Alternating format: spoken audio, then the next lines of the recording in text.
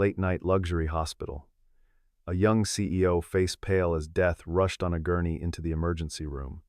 She gripped a nurse's hand, whispering, "Wait, please just make it fast. I don't want the pain." No doctor yet, only a man in an old security jacket ran in. "What happened?" "Car crash," the nurse answered.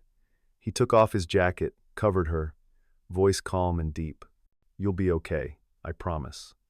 As he held her hand, the lights revealed military medic numbers tattooed on his wrist. She saw them and froze. Ethan Ward, a man of 38 years, lived a life meticulously designed for quiet predictability. He was a single father, his existence tethered to the rhythmic demands of Street Haven Hospital's night shift. Every evening, as the clock advanced to 10, he would dutifully punch in, his broad shoulders fitting neatly into the navy blue security jacket. His rounds were a familiar ballet, long, echoing walks through hushed corridors, precise checks of locked doors, a vigilant watch to ensure every soul within the hospital's walls remained safe until dawn. To the casual observer, he was merely a fixture, a silent sentinel whose presence was rarely noted, a quiet cog in the vast machinery of healing. His identity was firmly rooted in this unassuming role. His daughter, Grace, an 8-year-old dynamo currently navigating the complexities of third grade, often formed the heart of his existence. While he patrolled the silent halls, she would settle into a corner booth in the hospital cafeteria, her small world of homework and colorful drawings expanding with pictures of hearts and stars. She would wait patiently, her youthful energy a stark contrast to the weary quiet of the late hours, until her father's shift finally concluded at 6 in the morning. For Ethan, her safety and simple contentment were the driving forces behind every decision, every late night, every moment of self-effacing duty. Most people who passed Ethan in the hallways, those who saw only the security uniform and the calm, observant gaze, never truly glimpsed the man beneath the surface. They did not know his story, a narrative steeped in courage and profound sacrifice. 5 years prior, a devastating car accident had claimed his wife, shattering the fragile equilibrium of their family and leaving him with the daunting task of raising their infant daughter alone. It was a tragedy that redefined his path, forcing him to abandon a life he had once embraced with unwavering dedication. He had once been a combat medic, a decorated soldier who had served 3 harrowing tours in distant lands. In the chaos of battle, he had saved more lives than he could possibly count, his hands performing miracles under unthinkable pressure, his mind a steel trap of medical knowledge and battlefield strategy. Yet, the brutal simplicity of loss at home had eclipsed the complex heroism of war. He left the military, exchanging the adrenaline-fueled urgency of saving lives on the front lines for the quiet, predictable rhythm of hospital security. It was a job that promised stillness, simplicity, and, most importantly, the precious flexibility to be truly present for Grace, a commitment he held above all else. To the nurses, the doctors, the administrative staff, and the occasional late-night visitor, Ethan Ward remained an enigma. He was simply the steady hand who held open heavy doors, the strong back that helped push cumbersome wheelchairs, the calm voice offering a glass of water to a parched patient when busy nurses were stretched thin. He was the man who never asked for recognition, never sought praise. His acts of quiet service performed without expectation or need for reciprocation. He existed in the periphery, his extraordinary past an unread chapter, his true capabilities a well-guarded secret known to no one within the hospital's walls. Olivia Hart, a woman in her mid-30s, commanded a world built on power and control. As CEO of HeartCheck Industries, she was a name synonymous with success, a self-made billionaire celebrated for her brilliance and unyielding will. Her public persona was that of an ice-cold strategist, a formidable force in the cutthroat realm of technology and innovation. She navigated boardrooms and high-stakes deals with an almost surgical precision, her every decision calculated, her every move designed to reinforce her unshakable authority. She was, in many ways, an island of ambition, thriving in a landscape where personal connections often yielded to corporate imperatives. Her life, though outwardly dazzling, was one of profound, self-imposed isolation, a world where vulnerability was a liability and true intimacy a forgotten luxury. Unbeknownst to her, the meticulously constructed edifice of her life was about to suffer a brutal, unexpected shock. One rainy Thursday night, as the digital clock in the security office ticked past 11:30. A sudden, sharp crackle sliced through the calm of Ethan's world. The hospital radio, a constant companion in the quiet hours, burst to life with an urgent, disembodied voice. Incoming trauma, car accident near downtown bridge. Estimated time of arrival, 3 minutes. The message cut through the hushed professionalism of the hospital, signaling an abrupt shift from routine to emergency. Ethan, positioned near the entrance of the emergency room, felt the familiar prickle of anticipation, a primal instinct honed by years of training. He heard the mournful wail of the ambulance siren long before its flashing lights cut through the rain-streaked darkness outside. The heavy emergency room doors burst open with a pneumatic hiss, revealing a flurry of paramedics pushing a stretcher with frantic urgency. A woman, her age somewhere in her mid-30s, lay on the gurney, her designer clothes torn and bloodied. Her face was ashen, her breathing shallow and ragged, a stark testament to the major impact she had endured. Female, major impact, possible internal bleeding. A paramedic called out, their voice tight with urgency, blood pressure dropping fast. Ethan recognized her immediately. Not from personal acquaintance, but from the pervasive, almost inescapable presence she held in the city's consciousness. She was Olivia Hart, the formidable CEO of HeartCheck Industries, lauded as the youngest self-made billionaire in the entire state. Her reputation preceded her, brilliant, utterly ruthless in business dealings, and famously ice-cold in her professional demeanor. Now, stripped of her corporate armor, she was merely a vulnerable, injured woman. The nurse attending to her looked genuinely panicked, her eyes wide with alarm. "Dr. Reyes isn't here yet. He's stuck in traffic. No time," she cried, a note of desperation creeping into her voice. Without conscious thought, Ethan stepped forward, his body responding with a forgotten speed, his mind clearing with the clarity of muscle memory. Years of combat medic training, buried deep beneath layers of quiet security shifts, surged to the surface. "Let me help," he said, his voice calm and authoritative, cutting through the rising panic. The nurse hesitated, her gaze flicking uncertainly between the security guard and the rapidly deteriorating patient. She began, her words trailing off. "I know what I'm doing," Ethan interrupted, his voice firm, leaving no room for argument. "Trust me." He moved swiftly to Olivia's side, his hands, once accustomed to battlefield triage, now moving with practiced precision. He checked her pulse, a rapid, thready beat beneath his fingertips, then assessed her shallow breathing. Without delay, he began applying steady, firm pressure to the deep, ragged wound on her arm, his movements economical and effective. Olivia's eyes flickered open slightly, clouded with confusion and raw fear. "Please," her voice was barely a whisper, thin and fragile against the hum of the emergency room. "Just make it fast. I don't want the pain." It was a desperate plea for oblivion, a surrender to the overwhelming suffering. Ethan locked eyes with her, his gaze unwavering, his voice firm and deeply calm, carrying the same quiet authority he once used to anchor terrified soldiers on a chaotic battlefield. "Not tonight, ma'am," he stated, his words a powerful, unwavering promise. "You're going to see the sunrise." Something in his voice, an ancient, unyielding certainty, seemed to pierce through her pain and fear, igniting a flicker of belief within her. Her trembling hand reached out, instinctively seeking comfort. He took it, holding it tight, a lifeline in the storm. "Stay with me," he urged, his voice a steady rhythm. "Focus on my voice. You're safe now." He worked with practiced speed, his actions a testament to his ingrained training. He spoke to her continuously, a calming, insistent presence, keeping her conscious, his questions simple, direct. "What's your name?" "Olivia." "Okay, Olivia. I'm Ethan. You were in an accident, but you're going to be fine. The doctor's on his way.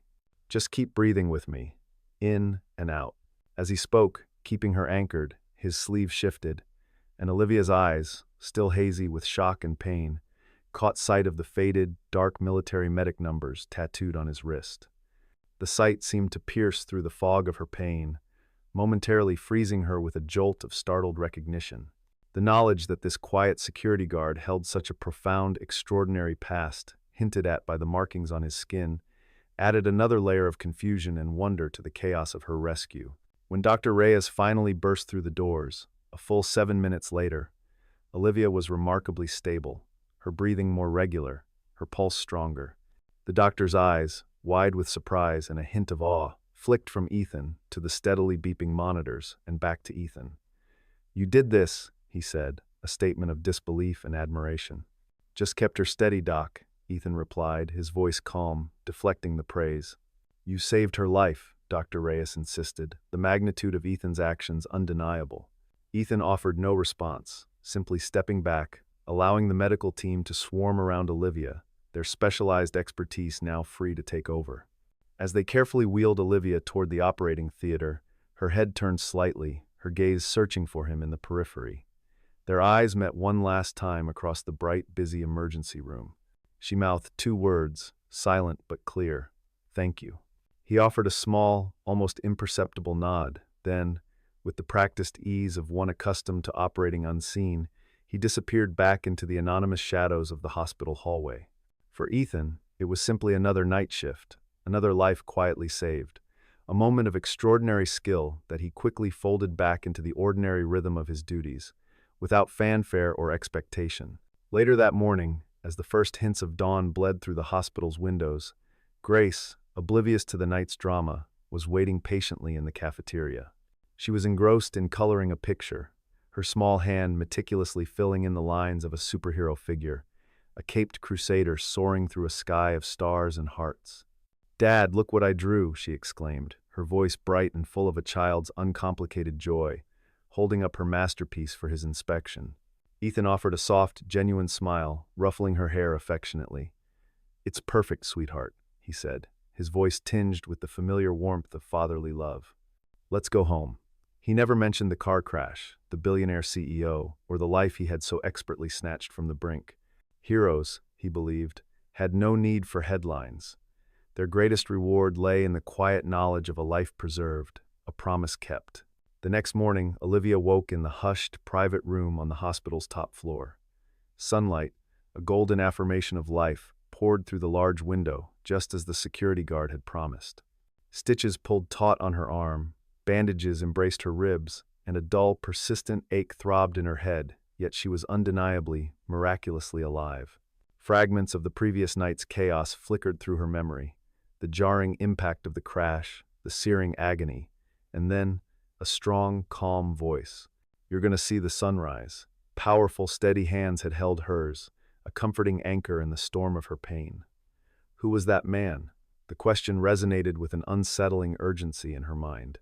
A nurse, a cheerful woman named Bonnie, came in to check Olivia's vital signs, her movements efficient and practiced. "Excuse me," Olivia's voice was hoarse, raspy from the intubation and trauma. "Last night, there was a man who helped me before the doctor arrived." Bonnie smiled warmly, a knowing glint in her eyes. "Oh, you mean Ethan, the security guard? Yes, he was amazing. Kept you perfectly stable until Dr. Reyes got here." "Security guard?"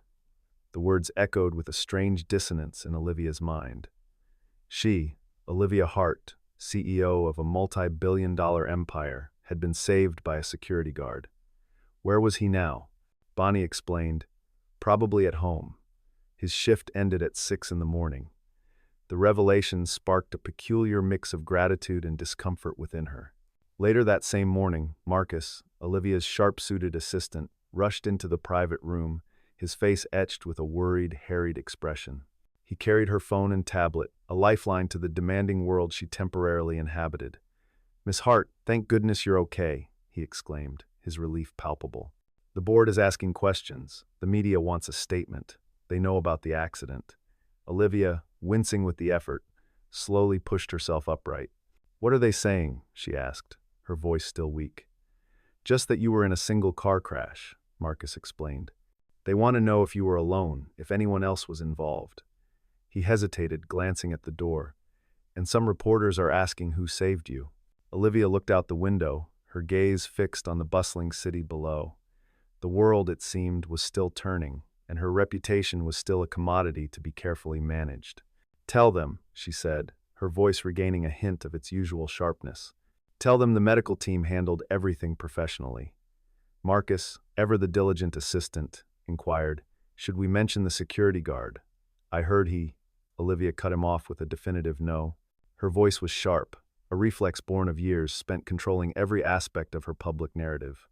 "No names, no unnecessary attention. Marcus, trained to obey without question, simply nodded and exited the room. But something felt profoundly wrong to Olivia, a nagging discord she couldn't quite articulate, a sense of an unacknowledged debt that weighed subtly on her conscience. Around noon, Ethan returned to the hospital for his next shift, the familiar Navy uniform, a second skin. He was walking past Olivia's floor, his steps measured and quiet, when a young nurse named Jenny intercepted him. "Hey, Ethan," she said, her voice bright. "Miss Hart was asking about you this morning." He paused, a flicker of concern crossing his face. "Is she okay?" he asked. "Yeah, she's fine. You should go say hi. She probably wants to thank you." Ethan, ever the one to avoid the spotlight, simply shook his head. "I'm sure she's busy. I've got rounds to do." He turned the corner, intending to fade back into his routine, but then he saw her. Olivia was standing near the elevator, leaning on a crutch, a fragile elegance about her, engaged in a quiet conversation with Marcus. Their eyes met across the polished hospital floor. Olivia looked surprised, a flash of recognition quickly followed by something else, a fleeting expression of discomfort, almost embarrassment. Marcus, ever vigilant, leaned over and whispered something urgent into her ear. Olivia nodded, her face hardening almost imperceptibly. Ethan, sensing the shift, began to walk away, a silent retreat back into his preferred anonymity. But her voice, surprisingly firm despite her injuries, stopped him. "Wait, you're Ethan, right?" she called out. He stopped, turning slowly. "Yes, ma'am." She limped closer, her movements still stiff and painful, while Marcus remained a discreet distance behind, observing the exchange with a keen, professional interest. "I wanted to thank you for last night," Olivia stated, her words measured, a corporate acknowledgement. "Just doing my job, ma'am," Ethan replied, his voice even, revealing nothing. An awkward silence stretched between them, thick with unspoken implications. Then Marcus, unable to contain his PR instincts, stepped forward, his voice low but clear enough to be heard. "Miss Hart, the PR team said, it's better if we don't create a narrative around this. You know how media twists things." Olivia's expression, already taut, hardened further. She looked directly at Ethan, her gaze direct, if somewhat guarded. "I appreciate what you did," she began, her words carefully chosen. "But I'd prefer if you kept last night between us. I don't need rumors or attention. I'm sure you understand." Ethan's expression remained utterly unchanged, a mask of calm professionalism. "Wasn't planning to talk about it," he replied, his voice devoid of emotion. "Good," Olivia said, a hint of relief in her tone. "I don't like owing people." Ethan looked at her for a long moment, his eyes, usually so soft when with grace, holding a depth of quiet observation that made Olivia feel profoundly small, stripped of her usual power. "Then don't, ma'am," he said, his voice quiet but resonant, carrying the weight of an unspoken truth. "Just live better." With that, he turned and walked away, disappearing down the hallway. Olivia stood there, frozen, the impact of his simple sentence hitting her with more force than the car crash itself. Marcus cleared his throat, an unspoken reminder of their waiting car. "Miss Hart, your car is waiting." She didn't move, her gaze fixed on the empty space where Ethan had vanished, the unexpected challenge of his words resonating within her. Later that afternoon, a young nurse named Jenny, her face etched with a mixture of concern and indignation, found Ethan in the break room, nursing a cup of coffee. "That was cold," she remarked, shaking her head. "What she said to you." Ethan merely sipped his coffee, his composure unruffled. "It's fine," Jenny insisted. "It's not fine. You saved her life. She should have—" Ethan gently cut her off. "Real help doesn't need headlines, Jenny." Jenny, still disbelieving, shook her head once more. "You're too good for this place." Ethan offered a soft, almost imperceptible smile. "Nah, this place is exactly where I need to be." His words carried a quiet conviction, a reflection of his enduring philosophy. That evening, as Ethan prepared to end his shift, a familiar burst of energy heralded Grace's arrival.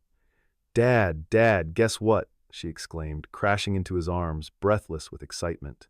"What, kiddo?" he asked, his voice filled with the easy warmth reserved solely for her. "My teacher said Miss Hart's company donated a whole new computer lab to our school. Isn't that amazing? We get tablets and everything." Ethan looked up, his gaze drifting towards the hospital's glass doors. Through the reflective panes, he could just make out a black car, sleek and expensive, pulling away from the curb. Olivia sat in the back seat, her silhouette clear against the fading light, staring out the window. Their eyes met for one final, fleeting moment before she looked away first, her expression unreadable. Grace tugged on his sleeve, her innocent curiosity undimmed. "Dad, do you think she's a good person?" Ethan watched the black car disappear into the stream of evening traffic, his thoughts complex and nuanced. "I think she pays her debts differently," he replied, a quiet observation. Grace tilted her head, her young mind grappling with the concept. "What does that mean?" He picked her up, settling her comfortably against his shoulder. "It means people show gratitude in their own way. Sometimes with words, sometimes with actions, and sometimes they just need time to figure out which one matters more." Grace hugged his neck, her small voice confident. "I think words and actions both matter," Ethan smiled, a genuine gentle curve of his lips. "You're smarter than most adults, you know that." As they walked to the parking lot, Ethan did not look back. He had done his job, saved a life. That, he believed, was enough. Yet, somewhere deep down, a small, persistent part of him wondered if Olivia would remember him once her bandages were removed, or if he would simply become another face she had quickly forgotten. 1 month later, Street Haven Hospital shimmered with an unusual grandeur, hosting its annual charity gala.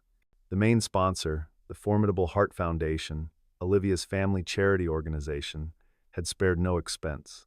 The event was a dazzling spectacle, a magnet for politicians, revered doctors, influential wealthy donors, and, of course, a pervasive presence of media personnel, their cameras poised for every photo opportunity. Ethan, once again, found himself assigned to security detail in the main hall. It was standard protocol, checking badges, monitoring exits, remaining meticulously invisible amidst the glittering crowd.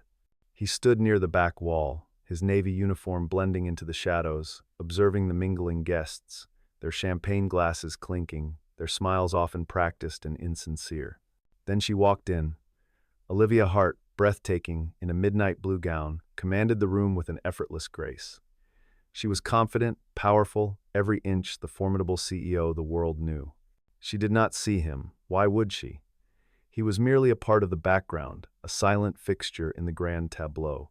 The event commenced with a series of polished speeches, eloquent pronouncements about healthcare access, and grand announcements of substantial donations, the applause echoing through the marble hall with practiced regularity.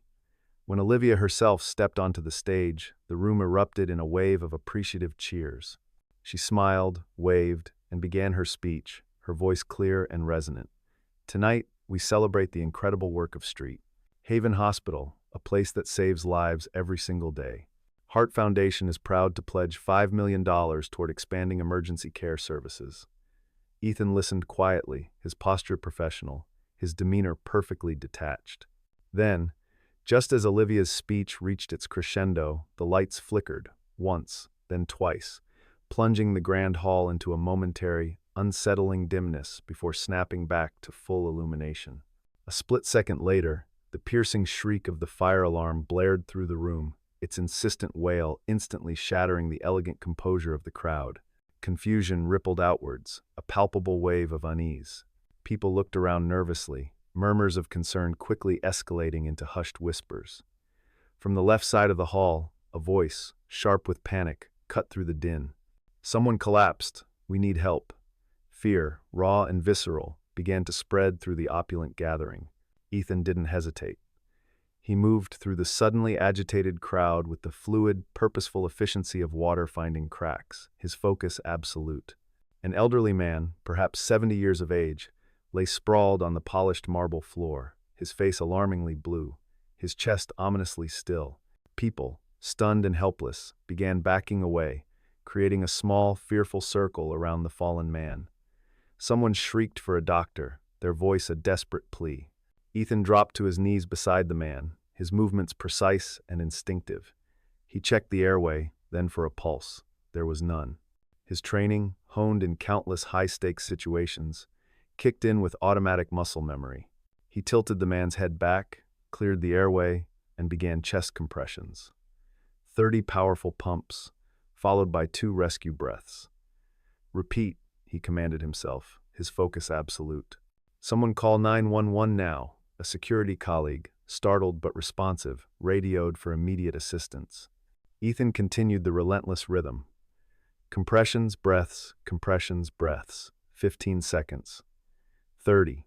45. Come on, he urged silently, his will a force against death. The man gasped, coughed weakly, his eyes fluttering open, a fragile return to consciousness. The crowd, a collective entity, exhaled audibly, a wave of profound relief washing over them. Ethan remained calm, his voice steady and reassuring. "Sir, stay still. Help is coming. You're okay now." The man, still dazed, gripped Ethan's hand, his fingers surprisingly strong. "Thank you," he whispered. Paramedics, their sirens now audible in the distance, rushed in moments later, taking over with practiced ease, loading the grateful man onto a stretcher. Ethan stood, brushing off his knees, the ingrained instinct to fade back into the shadows already asserting itself. But then he felt it a persistent, unwavering gaze. He looked up. Olivia was standing at the edge of the stage, frozen, her eyes wide with a stunned realization, staring directly at him. She had witnessed everything.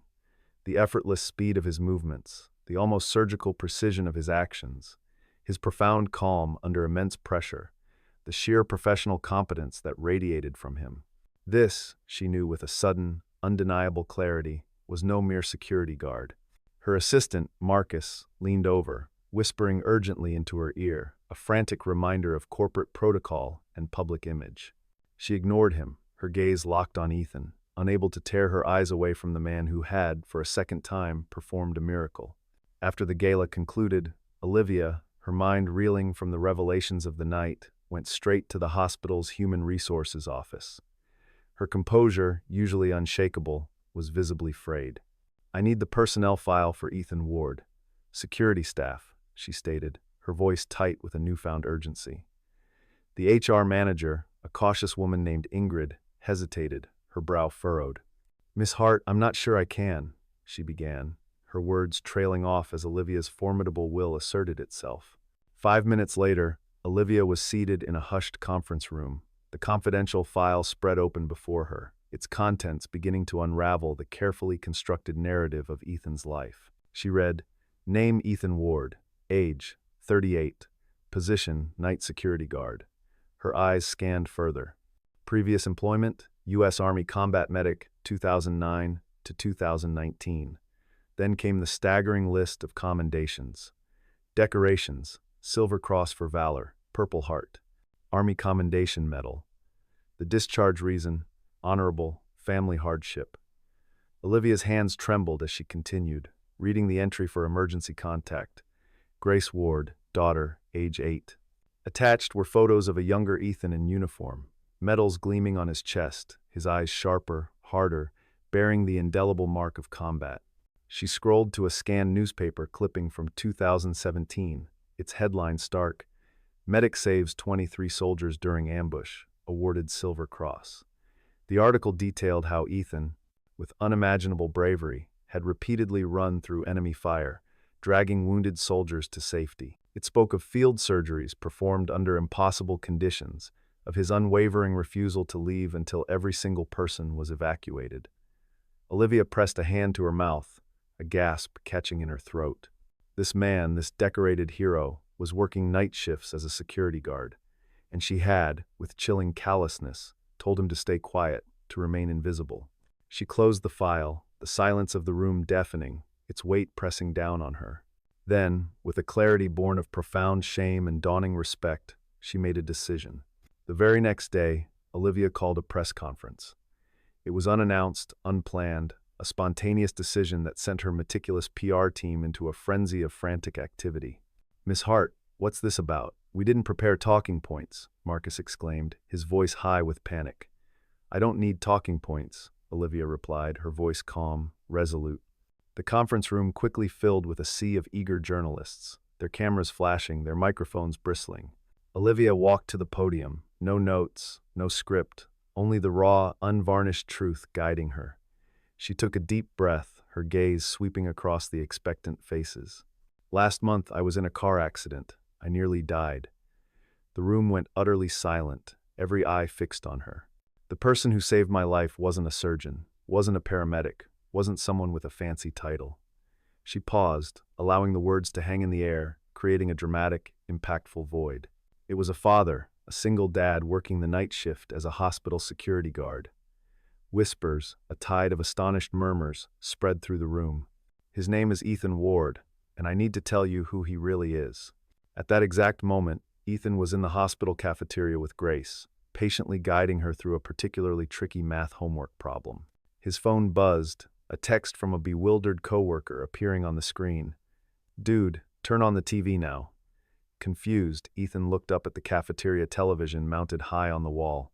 His face, usually so composed, went pale as he saw Olivia Hart, formidable and vulnerable, on every news channel talking about him. Ethan Ward is a decorated combat medic.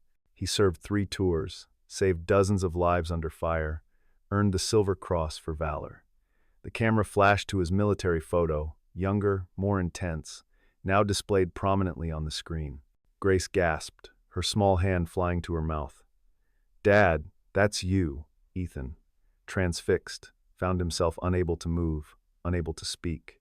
Olivia continued, her voice cracking slightly, raw with emotion. "When I asked him to stay quiet about saving me, I didn't know. I didn't know who he was, what he'd sacrificed, what he'd given." She looked directly into the camera, a plea, an apology, a challenge. "Ethan Ward, if you're watching, please stand up." Ethan's coworkers, their eyes wide with astonishment, were staring at him. Other people in the cafeteria, drawn by the unfolding drama on screen, turned to look. He shook his head, a silent, internal struggle playing out.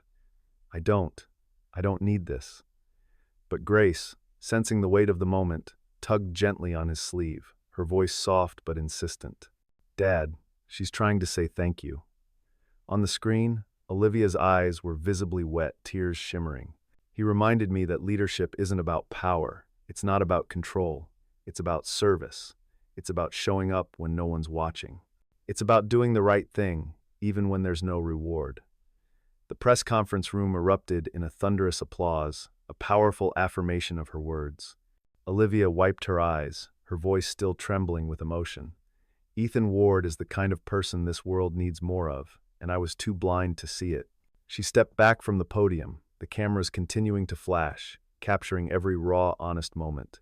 In the cafeteria, Ethan sat frozen, an entire room full of people clapping, someone patting his shoulder in awe. Grace hugged him tight, her small voice full of pride. "Dad, you're famous." He looked down at his daughter, then back at the screen. Olivia, now leaving the podium, paused, turned, and looked at the camera one last time. Her lips formed 2 clear, silent words. "I'm sorry." Ethan exhaled slowly, a profound sense of release washing over him. Maybe some wounds did heal. Maybe some people did learn. Perhaps heroes did not always need headlines, but sometimes the world needed to see them anyway. After the press conference, everything, it seemed, changed. Ethan received a deluge of calls, interview requests from major news outlets, and lucrative job offers from private security firms, some promising triple his current salary. He courteously declined them all, his focus unwavering from his commitment to Grace and his unassuming role at Street Haven. However, one offer, presented with thoughtfulness and genuine respect, he found himself unable to refuse. The Hart Foundation, Olivia's esteemed family charity organization, extended an invitation for him to become their safety and medical preparedness advisor.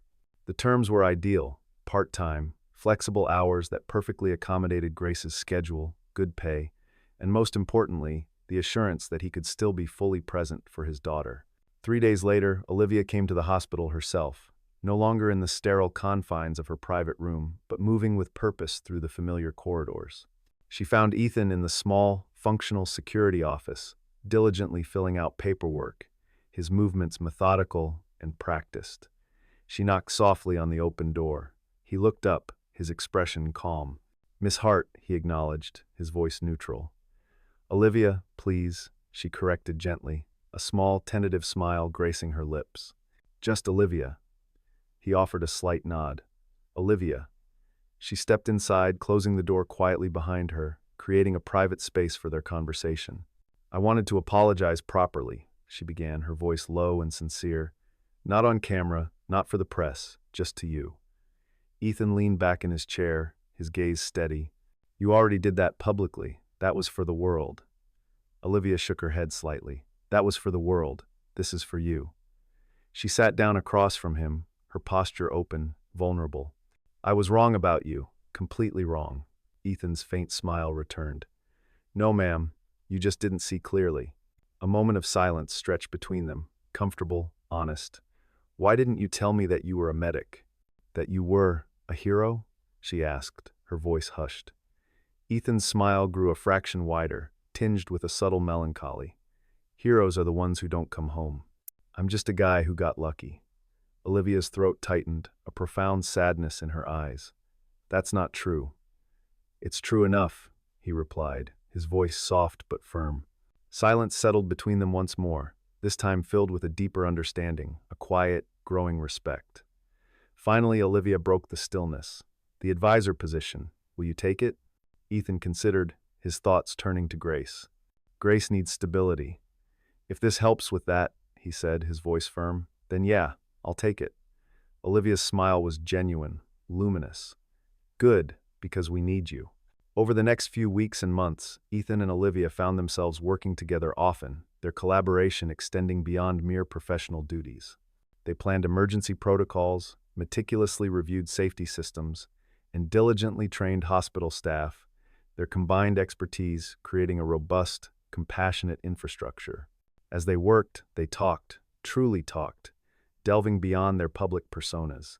Olivia learned about Ethan's late wife, the devastating car accident, and the deep-seated guilt he carried, blaming himself for not being there to save her. In turn, Ethan learned about Olivia's formidable father, the relentless pressure she had faced from a young age, and the impenetrable walls she had built around herself as a survival mechanism in the cutthroat corporate world. Their shared vulnerabilities, once hidden, became threads weaving a nascent tapestry of understanding between them. One warm afternoon, Olivia found herself at the hospital's vibrant community park, meticulously reviewing site plans for a new clinic, a project born from her recent transformation. She heard the carefree sound of children's laughter, a pure, uninhibited symphony that drew her gaze upwards. Grace was on the swings, her curls bouncing with each soaring arc, engaged in play with another child who had recently scraped her knee. Olivia watched, a soft smile playing on her lips, as Grace, with surprising composure, pulled a small bandage from her pocket. The 8-year-old carefully, almost professionally, applied it to the other child's knee, her movements gentle and precise. "There," Grace announced, her voice filled with quiet triumph. "All better." Olivia walked over, her smile widening. "You're a little medic too, huh?" she observed, a genuine warmth in her tone. Grace looked up, her eyes bright with innocent pride. "Dad says helping people is our family business." Olivia laughed, a real, unforced sound that resonated with a joy she hadn't felt in years, a sound utterly unlike the polite, controlled chuckles of her former corporate life. "Your dad's right," she affirmed. Grace tilted her head, her gaze direct and perceptive. "Are you the lady from TV, the one my dad saved?" "Yes, I am," Olivia admitted softly. "He needed someone to save. He gets sad sometimes when he's not helping people." Olivia's heart, once so carefully guarded, broke a little, touched by the profound insight of this child. Grace, with the uncomplicated wisdom of youth, understood her father's core being better than most adults understood themselves. Olivia reached into her bag, pulling out a small, exquisite silver bracelet. "I brought this for you," she said, her voice gentle. Grace's eyes widened with awe as she took the bracelet. Engraved across its delicate surface were two simple, powerful words: "Be brave, little healer." "For me?" Grace whispered, her voice barely audible. "For you," Olivia confirmed, her eyes shining. "Because I think you're going to save a lot of people someday, just like your dad." Grace, without hesitation, launched herself into a sudden, tight, pure hug. Olivia froze for a moment, unaccustomed to such unadulterated affection. Then, slowly, she hugged her back, a profound warmth spreading through her. That evening, Ethan found a small envelope slipped discreetly under his office door. Inside, nestled among the usual paperwork, was a handwritten letter, its elegant script instantly recognizable as Olivia's. "Ethan," it began, "you saved me twice. Once from death, once from myself. I don't know how to repay that. Maybe I never can, but I'm trying to be better because of you. Thank you for seeing me even when I couldn't see you. Olivia." Ethan read it slowly, his gaze lingering on each word, absorbing the depth of her transformation. He folded it carefully, tucking it into his pocket. He looked out the window at the city lights, a myriad of flickering points in the distant night. Some people, he mused, came into one's life like storms, leaving chaos and destruction in their wake. Others arrived like the quiet promise of sunrise, bringing warmth and clarity. He wasn't sure which one Olivia was yet, but he was willing to find out. The future, for the first time in a long time, felt open, unwritten, and filled with a quiet, compelling hope. 1 year later, the morning arrived cold but remarkably clear, a crisp herald of a new beginning. The Hart Foundation was poised to unveil its most ambitious project yet. The Ward Center for Community Healing, strategically located in the vibrant heart of the city. It was to be a beacon of hope, a comprehensive medical facility offering free health care, vital mental health services, and robust veteran support programs, everything Ethan had quietly dreamed of, but never thought possible within the constraints of his own life. The grand opening drew hundreds, a diverse tapestry of humanity united by a shared sense of anticipation and hope. News cameras lined the street, capturing the magnitude of the event. Families gathered on the sprawling lawn, their faces alight with curiosity. Veterans, many with weathered faces and histories etched in their eyes, stood together in solemn silence, some openly weeping, their tears a testament to the profound significance of the moment. Olivia, now transformed, stood at the podium. She wore a simple gray suit, devoid of designer labels, stripped of her former corporate armor, a testament to her profound inner shift. "A year ago," she began, her voice clear and resonant, carrying across the hushed crowd. "I almost died. The man who saved me wasn't a surgeon. He wasn't famous. He was just good." Her gaze shifted to the side, a gesture of invitation. "Ethan Ward, please come up here." Ethan, standing near the back, shook his head slightly, visibly uncomfortable with the sudden spotlight. Grace, sensing the weight of the moment, gently pushed him forward. "Dad, go," she whispered, her young voice insistent. "They need to hear you." He walked slowly to the microphone, his discomfort palpable, his movements stiff with unaccustomed attention. "I'm not used to microphones," he said quietly, his voice carrying an unexpected authenticity. "I'm better with heartbeats." A soft ripple of chuckles spread through the crowd, a collective acknowledgement of his genuine humility. "But if there's one thing I've learned," he continued, his gaze sweeping across the faces before him, "it's that healing isn't just for the wounded. It's for everyone who still cares enough to treat the wounds." He looked directly at Olivia, a shared understanding passing between them. "We all carry pain, scars, regrets. The question is, what do we do with it? Do we build walls to hide behind, or do we build bridges to reach others?" Grace, standing in the front row, clutched the silver bracelet Olivia had given her months ago, its engraving a silent promise. "I chose bridges," Ethan said firmly, his voice gaining strength, conviction radiating from him. "And I hope you will too." The applause began slowly, tentatively, then swelled into something powerful and unifying, a roar of heartfelt approval. Grace, unable to contain her pure joy, ran onto the stage, holding up a drawing she had made specifically for this moment.